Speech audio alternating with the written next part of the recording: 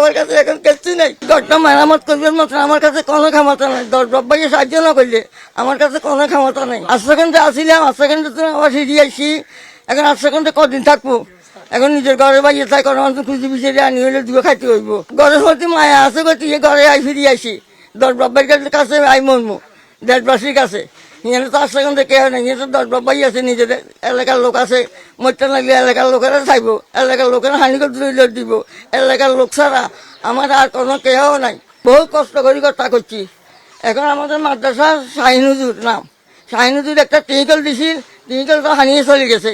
কিছুক্ষণ আগে আমি এক বাইক গেছিলাম গোসল করতাম, সেই বাইক গোসল করতে গেছি আর গোসলের বেলা মালা করছে, কলেজের বেলা মালা করছে, বলছে যে তার কল ভাঙি যাইব।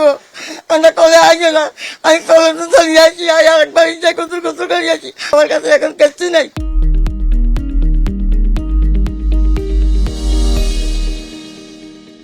একা দেখতে বলা কি আল্লাহ আছে, আমি আছি, আল্লাহ ছাড়া কেউ নাই। আর আমাদের এলাকার দরবাই আছে, মরতে লাগলে দরবাই আইয়ে খাওয়া দাওয়া কোনো রকম আল্লাহ সালার। দরবাইয়ে সাহায্য করে কোনো রকম আল্লাহ সালার। দরবাই মরতে লাগলে আর সার ইকে ডাক্তার কবিরার দরকার হলে দিকে এলাকার লোকেরা আইলো যার, এলাকার লোকেরা সাহায্য করে। এই দূরের জন্য আমার কাছে সম্বল আসার কিছু নেই। আমার এই ঘরটা ছাড়া বহুত হিব ঘরটা আমার, আমি কত মরবো জায়গা চাই।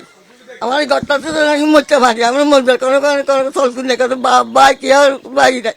একটা বাড়ি আছে বুড়া, আরেক গ্রামে বাইক আন্ডা দেন না, চোখে দেয় না, কানে শুনে না, হিয়া ছাড়া আর কেউ নাই।